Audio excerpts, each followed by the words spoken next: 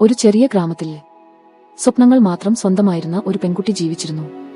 എല്ലാവർക്കും സാധാരണയായ അവൾക്ക് ഓരോ രാത്രിയും ആകാശത്തിലെ നക്ഷത്രങ്ങളെ നോക്കി അവൾ ഒരു ലോകം സ്വപ്നം കണ്ടു. ദുഃഖങ്ങളില്ലാത്തത്, ഭയങ്ങളില്ലാത്തത്, സന്തോഷം മാത്രം നിറഞ്ഞ ഒരു ലോകം. ഒരു രാത്രിയിൽ ചന്ദ്രപ്രകാശം ഭൂമിയെ തഴുകിയപ്പോൾ അവളുടെ ജീവിതം മാറി. കാട്ടിനുള്ളിൽ നിന്നും ഒരു അത്ഭുത പ്രകാശം അവളെ വിളിച്ചു. ഭയത്തേക്കാൾ വലിയ കൗതുകം കൊണ്ട് അവൾ ആ പ്രകാശത്തെ പിന്തുടർന്നു. മരങ്ങൾ പോലും മായാജാലം പോലെ തിളങ്ങുന്ന ഒരു വനത്തിലൂടെ അവൾ പതുക്കെ നടന്നു. ഓരോ ചുവടിലും അവളുടെ ലോകം മാറിക്കൊണ്ടിരുന്നു.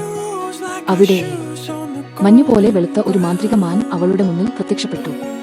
അത് അവളെ ഒരു വലിയ പ്രകാശ ജലപാതത്തിന്റെ മുന്നിലേക്ക് കൊണ്ടുപോയി. ആ ജലപാതത്തിന് പിന്നിൽ മറ്റൊരു ലോകം കാത്തുനിന്നിരുന്നു. ഒരു നിമിഷം അവൾ ആ പ്രകാശത്തിലേക്ക് നടന്നു. അപ്പോൾ അവളുടെ പഴയ ജീവിതം മുഴുവൻ അപ്രത്യക്ഷമായി.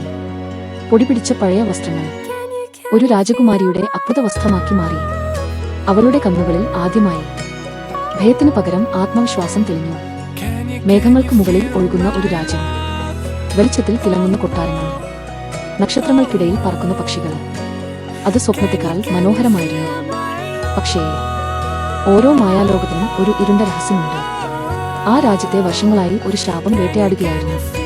അന്ധകാരത്തിന്റെ നൂലുകൾ പതുക്കെ ആ ലോകത്തെ വിഴുങ്ങിക്കൊണ്ടിരുന്നു.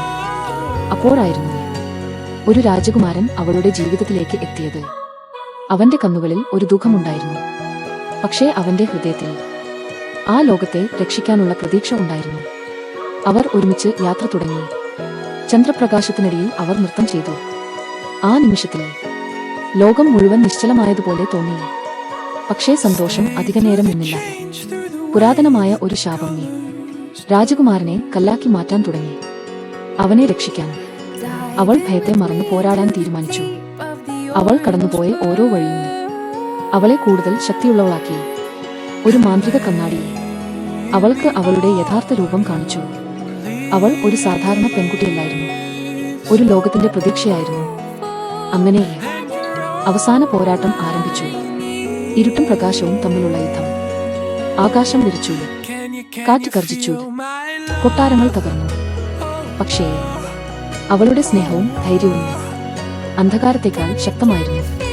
അവസാനം ഒരു പ്രകാശം മുഴുവൻ രാജ്യത്തെയും മൂടി. ശാപം തകർന്നു. മായാലോകം വീണ്ടും ജീവിച്ചു.